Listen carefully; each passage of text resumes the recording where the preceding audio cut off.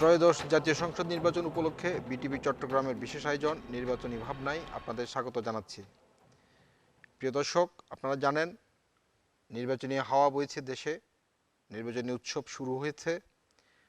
দেশের মানুষ দীর্ঘ প্রায় ১.৫ দশক পরেই একটি উৎসবমুখর পরিবেশে নির্বাচনে অংশগ্রহণ করার জন্য অপেক্ষা করছেন। ইতিমধ্যে নির্বাচনের প্রক্রিয়া শুরু হয়ে গেছে। আমরা নির্বাচনী প্রক্রিয়া এবং নির্বাচনী পরিবেশ সবকিছু নিয়ে কথা বলার জন্য আজকে স্টুডিওতে আমন্ত্রণ জানিয়েছি চট্টগ্রামের বিশিষ্ট ৩ জন রাজনীতিবিদকে। আমার সামনে আছেন জনাব গোলাম ফারুক, আহ্বায়ক, এবি পার্টি চট্টগ্রাম মহানগর। আছেন নাসরিন আক্তার লাকি, মহিলা বিষয়ক সহসম্পাদিকা, গণ অধিকার পরিষদ কেন্দ্রীয় কমিটি। আছেন মোর্শেদুল ইসলাম চৌধুরী, অ্যাসিস্ট্যান্ট সেক্রেটারি, জামাত ইসলামী চট্টগ্রাম মহানগর। আপনাদের স্টুডিওতে স্বাগত জানাচ্ছি। ঠিক এমন একটি প্রেক্ষাপটে এসে দেশের নির্বাচনী পরিবেশ কেমন দেখছেন, প্রথমে জানতে চাইব জনাব গোলাম ফারুক আপনার কাছে। ত্রয়োদশ জাতীয় সংসদ নির্বাচন, আমরা যারা রাজপথে থেকে ৩৬শে জুলাই ১৪০০ শহীদের রক্তের বিনিময়ে যে পরিবেশ আমরা পেয়েছি, বাংলাদেশ ২ আমরা আজকে পেয়েছি। সেই বাংলাদেশকে নতুন করে আমরা যারা গণতন্ত্রকে সুসংহত করতে চাই, তাদের জন্য নির্বাচনের কোনো বিকল্প নাই। জনগণের ম্যান্ডেট নিয়েই আমরা চাই আমাদেরকে শাসন না করে আমাদেরকে সরকারি সকল সেবা দেওয়ার জন্যই আমরা তাদেরকে নির্বাচিত করতে চাই, যারা গণতন্ত্রকে সুসংহত করবে, মানুষের মৌলিক অধিকার ফিরিয়ে দেবে, যেটি আমরা ১৫ বছর ধরে পাইনি। সুতরাং জনগণ আজকে মুখিয়ে আছে একটি উৎসবমুখর নির্বাচনের মাধ্যমে। ১২ই ফেব্রুয়ারি একটি সুন্দর পরিবেশে নির্বাচনের মাধ্যমে তাদের প্রতিনিধি নির্বাচন করে সংসদে পাঠাবেন সত্যিকার অর্থে দেশকে পরিচালনা করার জন্য। আমরা আশা করছি ১২ তারিখের নির্বাচনের মাধ্যমে অবাধ ও সুষ্ঠু সুন্দর পরিবেশে একটি গ্রহণযোগ্য নির্বাচন হবে, যেখানে জনগণের অংশগ্রহণ হবে। আসছি নাসরিন আক্তার লাকি আপনার কাছে, কেমন দেখছেন নির্বাচনী পরিবেশ? সবার প্রথমে আমি আসলে জুলাই বিপ্লব বলতে যেটা বুঝাই, ওই বিপ্লবের যারা শহীদ তাদেরকে একটু স্মরণ করতে চাই। অনেকগুলো তো আমারই ছোট ভাই, আমার চোখের সামনেই অনেক কিছু ঘটেছে, ওদেরকে আমার সামনেই আমি আমার 2টা ভাইকে হারিয়েছি।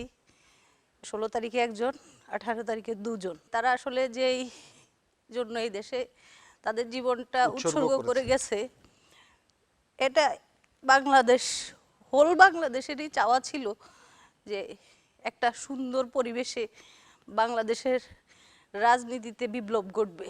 সেই বিপ্লবটা হবে ন্যায়ের, নৈতিকতার, বিচারিক প্রক্রিয়ার।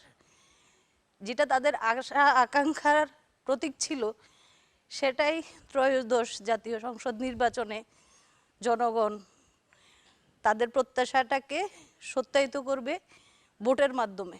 ভোট হচ্ছে নাগরিকের গণতান্ত্রিক প্রক্রিয়ার একটি সুন্দর মাধ্যম। তো আমরা যারা সংসদ সদস্য প্রার্থী বা বিভিন্ন দলের, এইবারই মনে হয় প্রথমবার এতগুলো দল নির্বাচনে অংশগ্রহণ করছে। অন্যান্যবার আমাদের এত প্রচার থাকে না। বিশেষ করে আমার বুঝ হওয়ার পর আমি 3টা জাতীয় নির্বাচন দেখেছি, কিন্তু 3টাতে একটাতেও আমি কোনো 13 সালে যে নির্বাচনটা দেখেছি সেটা বিরোধী দলবিহীন বা প্রতিদ্বন্দ্বীহীন 157টা আসন সম্ভবত। এরপর 18 তো একটা ভাইবস ছিল, কিন্তু নির্বাচনটা আসলে হয় নাই, রাতে হয়ে গেছিল ভোটগুলো। আমরা আশা করব ত্রয়োদশ জাতীয় সংসদ নির্বাচনে দল মত নির্বিশেষে নতুন তরুণ ভোটার বেশি, তো তাদের এটা প্রথম ভোট। আমি নিজেও প্রথম ভোটার এবং প্রথম ভোট দিতে পারবো, এটাও একটা আনন্দের বিষয় আমার জন্য। তো সেই হিসেবে বলতে চাই, নির্বাচনী পরিবেশ এখন পর্যন্ত কিছুটা স্বস্তিদায়ক আমাদের জন্য এখন পর্যন্ত। তো আমরা আরও আশা করব যেসব আসনগুলোতে একটু ঝামেলা আছে সেগুলোও যেন মিটমাট করে নির্বাচন কমিশন এটাতে শক্তপোক্ত একটা ভূমিকা রাখতে পারে। আমরা জনাব মোর্শেদুল ইসলাম চৌধুরী আপনার কাছেই শুনতে চাই যে নির্বাচনী সামগ্রিক পরিবেশ কেমন দেখছেন? যে জুলাই বিপ্লবের মাধ্যমে বাংলাদেশ একটা নতুন বাংলাদেশ পেয়েছে এবং ওই বিপ্লবী যারা ছিলেন, যারা শহীদ ছিলেন, তাদের সকলের প্রত্যাশা ছিল সকলের সমান অধিকারের ভিত্তিতে, মানবিক মর্যাদার ভিত্তিতে মানুষ সত্যিকার অর্থে নিজেদের অবস্থানকে ফিরে পাবে। এখন ফেসিস্ট নাই, ফেসিস্টের বিপরীতে বাকি দলগুলো এখন রাজনীতি করছে এবং আগামী নির্বাচনে অংশগ্রহণ করছে। তো সব দলগুলোর ভিতর মন মানসিকতায়, চিন্তা চেতনায়, একে অপরের প্রতি শ্রদ্ধাশীলতা, একে অপরের প্রতি আন্তরিকতা, এটা যদি থাকে তাহলে একটা সুন্দর রাজনৈতিক পরিবেশ বাংলাদেশে বিরাজ করবে। জনাব গোলাম ফারুক, মুর্শিদুল ইসলাম চৌধুরী বলছিলেন যে রাজনৈতিক দলগুলোর মধ্যে একটি যোগাযোগ এবং একটি ন্যূনতম একটি সমঝোতার সংস্কৃতি থাকা দরকার। সেটি আসলে কিভাবে আমাদের দেশে কিভাবে সেটি আগাবে? আমাদের মধ্যে তো একটা ঐক্য আছে। আমরা ঐক্যমত্য কমিশনে সবাই একসাথে বসেছি, একসাথে আলোচনা করেছি। আমাদের যখন পদানুপদেষ্টা ডাকে তখন সব দল কিন্তু একসাথে হয়। এটা কিন্তু আমাদের জন্য একটা ভালো দিক। আমাদের দেশের গুরুত্বপূর্ণ বিষয়গুলোতে খুব দ্রুত সাড়া দেয় রাজনৈতিক হ্যাঁ, দ্রুত দলগুলো। সাড়া দেয়। এটা কিন্তু আমাদের জন্য একটা বড় সিগন্যাল যে আমরা এক, দেশের প্রশ্নে, আমরা সার্বভৌমত্বের প্রশ্নে, স্বাধীনতার প্রশ্নে, দেশের নিরাপত্তার প্রশ্নে আমরা সবাই এক। এখানে কিন্তু মৌলিক পরিবর্তন হয়েছে। এটা অতীতে কোনো সময় রাজনৈতিক দলগুলোকে পাওয়া যায়নি। এখন আমরা দেখছি যে রাজনৈতিক দলের নেতাদের কাছে বিভিন্ন ধরনের সৌহার্দ্যপূর্ণ পরিবেশ, যেটা আমরা উপর থেকে যদি ঠিক করতে পারি তাহলে নিচে অবশ্যই এটা প্রভাব পড়বে। নাকি আমরা আপনার কাছে একই প্রশ্ন নিয়ে আসতে চাই, সেটি হচ্ছে যে রাজনৈতিক দলগুলোর মধ্যে কিভাবে একটি বোঝাপড়ার সংস্কৃতি থাকবে, যেন অন্তত ন্যূনতম কিছু বিষয়ে এটা যাতে বোঝাপড়া থাকেন। যে কথাটা বলছিলেন, আসলে রাজনৈতিক দলগুলোর মধ্যে বর্তমান যে প্রেক্ষাপটে যদি সম্প্রীতি না থাকে তাহলে দিন দিন সংঘাত বাড়বে। সম্প্রীতির বিপরীতটাই হচ্ছে সংঘাত। তো সেক্ষেত্রে আমরা মনে করি, ধরেন এই যে ঐক্যমত কমিশনের বৈঠকে সবগুলো দল যাইতো, ওনারা বলছেন, তো আমি সেখানেও একটা দ্বিমত পোষণ করছি। আমাদের দেশে আসলে সংস্কৃতিটা হয়ে গেছে এরকম, বড় দলগুলোকে বড়ভাবে সার্ভাইভ করাইতে হবে, ছোট দলগুলোকে সেভাবেই সার্ভাইভ করাইতে হবে। অর্থাৎ বড় দলের সম্মান বড়, ছোট দলগুলোর সম্মান ছোট। এভাবেই আমাদের বাংলাদেশে কিন্তু আমাদের অন্তর্বর্তীকালীন সরকার প্রত্যেকবার যতগুলো মিটিং ডেকেছে, প্রথমে ডেকেছে হচ্ছে জামাত, বিএনপি, এনসিপি, এরপরে গিয়ে অন্যান্য দলকে। তো এই ডিভাইডেশনটার জন্যই প্রথমত রাষ্ট্রপক্ষ থেকেই কিন্তু রাষ্ট্রের পক্ষ থেকে এটা ডিভাইডেশন তৈরি করে দেওয়া হয়েছে। অর্থাৎ আমরা তাদেরকে সমান চোখে দেখছি না। রাষ্ট্রে আমাদেরকে বলছে যে প্রত্যেকটা নাগরিকের সমানাধিকার। ছোট বড় সবগুলো দলকেই একটা প্ল্যাটফর্মে একই দিনে যদি ডাকা যায় তাহলে মনে হয় রাষ্ট্রের যে সাংবিধানিক অধিকার প্রত্যেক নাগরিক সমান, সেটা রক্ষা হবে রাষ্ট্রের পক্ষ থেকেও। প্লাস রাজনৈতিক দলগুলোতেও সম্প্রীতি থাকতে হবে। আসলে সম্প্রীতি না থাকলে এত বড় বিপ্লব ঘটতো না। তো যেহেতু বিপ্লবটা ঘটাইতে পারছে সবাই সম্মিলিতভাবে, সুতরাং আগামীতে রাষ্ট্র গঠনেও সম্মিলিত প্রচেষ্টা না থাকলে তাহলে সেখানে সংঘাত একেবারে নির্ধারিত, অবধারিত। তো সেই সংঘাত এড়িয়ে যাওয়ার জন্যই আমাদেরকে সম্প্রীতিটা রক্ষা করতে হবে প্রত্যেককে, রাষ্ট্রকেও। নির্বাচনের পরিবেশ এবং সংঘাত, বারবার একটি কথা উঠে আসছে পক্ষপাতিত্ব সংঘাতের বিষয়গুলো আলোচনার মধ্যে দিয়ে। যারা মুর্শিদুল ইসলাম চৌধুরী, যে আপনার দল আসলে কি ভূমিকা রাখছে? আমার দলের পক্ষ থেকে পরিবেশকে যথাযথ করার জন্য আমাদের দলীয় প্রধান সহ সকলেই যার যার জায়গা থেকে ভূমিকা রাখার চেষ্টা করছেন এবং আমাদের বন্ধু সংগঠন যেগুলো আছে, আমরা যেমন 11 দলের জোট হয়েছি, এর বাইরেও বিপিন উর্বাই আহত হয়েছেন, তখন আমার দলের ছাত্র নেতৃবৃন্দ দেখতে গেছেন। আমাদের ম্যাডাম খালেদা জিয়া দুনিয়া থেকে বিদায় নিছেন, ওই জানাজায় যেমন অংশগ্রহণ করছেন।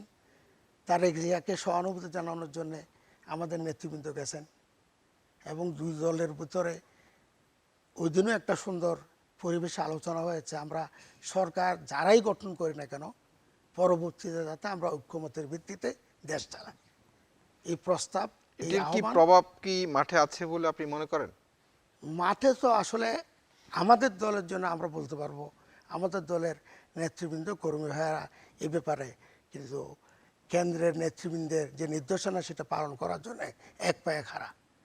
অন্যান্য দলে যারা নেতৃবৃন্দ আছেন তাদের নেতাদের নির্দেশও যদি তাদের কর্মীরা ঠিকভাবে পালন করে, তাহলে এখানে গ্যাপ কিছু হবে না। কিন্তু আপনি বলছেন আপনার দলের কমান্ডটা আপনার দল পালন করছে, অন্যরা পালন করছে না। করছে না, আমি সেটা বলবো না, আমি করার জন্য অনুরোধ করব। আমার দলের নেতৃবৃন্দ কমিটেড। ধন্যবাদ আপনাকে। আসছি আবার জনাব গোলাম ফারুক আপনার কাছে। এই নির্বাচন তো একটি হবে 12 ফেব্রুয়ারি ইনশাল্লাহ। নির্বাচনের থেকে আমরা কি কি আশা করতে পারি? একটি যে আমরা সংস্কার, গণভোট, হ্যাঁ ভোট, না ভোট, অনেকগুলো বিষয় এবার আসলে আছে এখানে, এবং সেটি অনেকটা ব্যতিক্রম অন্যান্য নির্বাচনের চেয়ে। বাংলাদেশে এভাবে আর জাতীয় সংসদ নির্বাচন হয়নি যে একসাথে রেফারেন্ডাম এবং ভোট। পুরোটা থেকে আমরা আসলে প্রত্যাশা আমাদের কতটুকু? ত্রয়োদশ সংসদ নির্বাচনটা আসলে আমাদের জন্য সবার গুরুত্বপূর্ণ। এখানে সবচেয়ে বেশি গুরুত্বপূর্ণ হচ্ছে যেটি একটা রেফারেন্ডাম আমরা চাচ্ছি, যে জনগণ 54 বছরে যে সংস্কারগুলো পায়নি সেগুলো এই রেফারেন্ডামের মাধ্যমে, আলাপ আলোচনার মাধ্যমে আমরা জনগণের সম্পৃক্ত করে, জনগণ তাদের ম্যান্ডেট দিয়ে তাদের অধিকারগুলো সংরক্ষিত করার জন্য যে রেফারেন্ডাম, সেটাকে হ্যাঁ ভোটের মাধ্যমে যদি আমরা অর্জন করতে পারি। আমাদের অনেকগুলো সীমাবদ্ধতা, সাংবিধানিক সীমাবদ্ধতা ছিল। আমরা ফ্যাসিস্ট শুধু মুখে বলেছি, কিন্তু আমাদের সাংবিধানিকভাবেও ফ্যাসিস্ট হওয়ার যে একটা পথ ছিল, সেটা রোধ করার জন্যই গণভোট এবং 36শে জুলাইয়ের যে জুলাই সনদ, সেটিকে আমরা স্বাগত জানাচ্ছি এবং জনগণকে বলবো যে আপনারা আপনাদের অধিকার ফিরে পাওয়ার জন্যই হ্যাঁ ভোট দিয়ে এই জুলাই যোদ্ধাদেরকে তাদের যথাযথ সম্মান এবং জুলাই পরবর্তী বাংলাদেশ, নতুন বাংলাদেশ হিসাবে গঠন করার জন্য আমরা যে হ্যাঁ ভোটের মাধ্যমে যে সংস্কারগুলো, সেগুলো যেন আমরা পরিপূর্ণভাবে বাস্তবায়ন করতে পারি।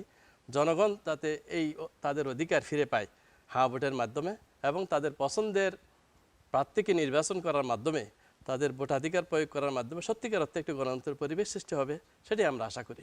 নাসরিন আক্তার লাকী, শুরুতেই কিন্তু আপনি কথা বলতে গিয়ে আবেগতাড়িত হয়ে গেছিলেন। আমরা ওই প্রসঙ্গে আবার আসছি। সেটি হচ্ছে যে এই যে এত ত্যাগ, জুলাই বিপ্লব বলি আমরা, 5ই আগস্ট এবং 36শে জুলাই, যাই বলি না কেন, সেই আকাঙ্ক্ষা, যেই আকাঙ্ক্ষা নিয়ে ছাত্র জনতা মাঠে ছিল, দীর্ঘ 17 বছর ফেসিবাদের সাথে লড়াই হয়েছে, সেই প্রত্যাশা মানুষের কতটুকু পূরণ হবে আগামী নির্বাচনে? আপনি আপনার অভিমতটা আমাদেরকে বলবেন। প্রত্যাশা তো আমাদের আসলে অনেক বিশাল, যেহেতু আমরা অনেক বছর গণতন্ত্রের কোনো নাম নিশানাও দেখি নাই। যেটা গণতন্ত্রের প্রথম ধাপ নির্বাচন, সে নির্বাচনে ভোটাধিকার প্রয়োগ করতে পারি নাই। তো সুতরাং আমাদের প্রত্যাশা বেশি, এবং জুলাইয়ের যেই বাস্তবতা, সেই বাস্তবতার প্রেক্ষিতে আসলে এখন গণভোটের এই পদক্ষেপ, যাতে আর কোনো সরকার ফেসিস্ট হয়ে উঠতে না পারে, যে কোনো সংবিধানকে চাইলে জনগণের ম্যান্ডেট না নিয়ে সংসদ সদস্যরা যে কোনো কিছু পরিবর্তন করতে পারে, সেটা যেন না হয়। এই রাষ্ট্রের সবচেয়ে গুরুত্বপূর্ণ এখন প্রয়োজন এই গণভোট, এবং গণভোটে হ্যাঁ ভোটকে অবশ্যই জয়যুক্ত করতে হবে, যাতে আর কোনো স্বৈরাচার বাংলাদেশে তৈরি না হতে পারে। এখানে দলীয় প্রতীকের পাশাপাশি, বিভিন্ন নির্বাচনী প্রতীকের পাশাপাশি যারা হ্যাঁ ভোটে পক্ষে, আমি মনে করি জুলাই বিপ্লব আসলে, আমি তো জুলাই বিপ্লবের সহযোদ্ধা, প্লাস জুলাই বিপ্লবের আগে থেকেও একেবারে রাজনৈতিকভাবে বিশ্ববিদ্যালয় থেকে বিভিন্ন ইস্যুতে জড়িত ছিলাম। তো আমার সবচেয়ে বেশি আকাঙ্ক্ষা হচ্ছে এই বাংলাদেশে এই পরিস্থিতি যেন আর কখনো তৈরি না হয়, যে একসাথে ব্র্যাক বিশ্ববিদ্যালয়ে ফায়ার হচ্ছে, আমরা এটা লাইভ অন টেলিকাস্ট দেখছি, বা কোনো বাচ্চারা যেন আর মাঠে নামতে না হয় বড়দের অধিকারের জন্য। এটা আমাদের রাজনৈতিক দলগুলোরও একটা ব্যর্থতা, যে তারা আসলে নিজেদের স্বার্থে রাষ্ট্রকে ব্যবহার করতে করতে এমন পর্যায়ে নিয়ে যায়, শিশুদের গায়েও এসে এই নির্মম বুলেটগুলা বিঁধে তারপরে তাদেরকে নিহত হইতে হয়। তো আমরা চাই না একটা গণতান্ত্রিক দেশে, একটা স্বাধীন দেশে এই জাতীয় পরিস্থিতি আর তৈরি হোক। সেই জন্যই নির্বাচনে ভোটের পাশাপাশি গণভোটটা খুব বেশি ইম্পর্টেন্ট, যেটা আমাদের হয়তো গ্রামগঞ্জের বাবা মা, দাদা দাদি যারা আছেন, খালা খালু, বিশেষ করে বয়োবৃদ্ধরা, তাদেরকে এই বিষয়টা বোঝানোর দায়িত্ব আমাদের, ধন্যবাদ আমরা আপনাকে। যারা ইয়াং আছি। আমরা আসছি জনাব মুর্শিদুল ইসলাম চৌধুরী আপনার কাছে, যে 12 ফেব্রুয়ারির যে নির্বাচন, আমরা ত্রয়োদশ জাতীয় সংসদ নির্বাচন, এই নির্বাচন থেকে আমাদের প্রত্যাশা কতটুকু পূরণ হবে? আমাদের প্রত্যাশা তো অনেক, কিন্তু আমাদের প্রাপ্তি মোটামুটি একটা নির্দিষ্ট সীমার মধ্যে থাকলেও আমরা সন্তুষ্ট। এই নির্দিষ্ট সীমাটা হচ্ছে জনগণ যে অধিকার এতদিন পায় নাই, বিশেষ করে মৌলিক ভোটাধিকার, সেটা যদি নিরবচ্ছিন্নভাবে সুষ্ঠু পরিবেশে, সরকারি ভূমিকায় এবং আমাদেরও যারা রাজনৈতিক দল আছে সকলের ভূমিকায় সুন্দর একটা নির্বাচন হয়, এই নির্বাচনে যারাই বিজয়ী হোক, এটা যেই দলেই আসুক, যে মার্কায় আসুক, এটাই আমাদের কাছে সবচেয়ে বড় প্রত্যাশা, একটা সুন্দর নির্বাচন। আর এইটার পাশাপাশি ওই নির্বাচনে আর একটা ম্যান্ডেটের ব্যাপারে আমরা সকলে কথা বলছি, হ্যাঁ ভোট অথবা না ভোট। এখানে হ্যাঁ ভোটের যে বক্তব্যগুলো, এগুলো জনগণের জন্যে, দেশের জন্যে, কল্যাণের জন্যে, ফ্যাসিস্টের আগমন যাতে আর না ঘটে তার জন্যে। আমরা সবাই যদি বুঝে শুনে হাঁর পক্ষে ভূমিকা রেখে হাঁকে বিজয়ী করি, তাইলে বড় বড় বুদ্ধিজীবীরাও বলছেন আগামী 100 বছরের জন্য সমস্ত ফ্যাসিস্টের কবর আছে। আমরা বুঝতে পেরেছি, আমরা একেবারেই শেষ দিকে, আমরা খুবই সংক্ষেপে একটু আপনাদের সর্বশেষ আমরা জনাব গোলাম ফারুক, যে সর্বশেষ কোন কথাটা আপনি ভোটারদের উদ্দেশ্যে বলতে চান, আমাদের দর্শকদের উদ্দেশ্যে বলতে চান? একটা দীর্ঘ সময় পরে ভোটাধিকার প্রয়োগ করার জন্য মুখিয়ে আছি, তাদের দায়িত্ব হচ্ছে যেটি সুন্দর পরিবেশে আমরা ভোটাধিকার প্রয়োগ করা, এবং ভোটাধিকার প্রয়োগ করার ক্ষেত্রে আমাদের জনগণ যাতে যোগ্য লোককে নির্বাচিত করে। আসন্ন জাতীয় ত্রয়োদশ সংসদ নির্বাচনে ভোটারদের উদ্দেশ্যে একটা কথাই বলবো, আপনারা আপনার ভোটটা দেখে শুনে বুঝে যোগ্য প্রার্থীকেই দিবেন, পছন্দের প্রার্থীকেই দিবেন। পাশাপাশি গণভোটের যে আয়োজন, সেখানে হ্যাঁ ভোটও অবশ্যই হ্যাঁ ভোটকে জয়যুক্ত করবেন। ভোটারদের প্রতি আমাদের প্রত্যাশা, আমাদের অপর দুজন আলোচক ব্যক্তিত্ব যা বলেছেন, আলোচক যা বলেছেন, একই প্রত্যাশা। উপযুক্ততার বিচার আসলে এক একজনের কাছে এক এক রকম, কিন্তু আমি অনুরোধ করব দেশ জাতির প্রয়োজনে, কল্যাণে যিনি উপযুক্ত তাকে উপযুক্ত হিসেবে আমরা ধরে নেব, অন্য কোনো বিচার না করে, এর পক্ষেই ভূমিকা রাখবো। এটাই আমার ধন্যবাদ প্রত্যাশা। আপনাদেরকে আমাদের সাথে এই অনুষ্ঠানে যোগ দেওয়ার জন্য। শেষ করতে হচ্ছে আজকের মতোই। দর্শক, আপনারা দেখলেন, শুনলেন, বক্তারা, রাজনৈতিক নেতৃবৃন্দ বললেন যে সঠিক নেতৃত্ব বাছাই করার জন্য, যোগ্য নেতৃত্ব বাছাই করার জন্য এবং প্রত্যাশিত নেতৃত্ব বাছাই করার জন্য। আপনাদের সকলকে ধন্যবাদ। আপনাদের সাথে আমাদের দেখা হবে আগামী অন্য কোনো অনুষ্ঠানে, অন্য কোনো সময়।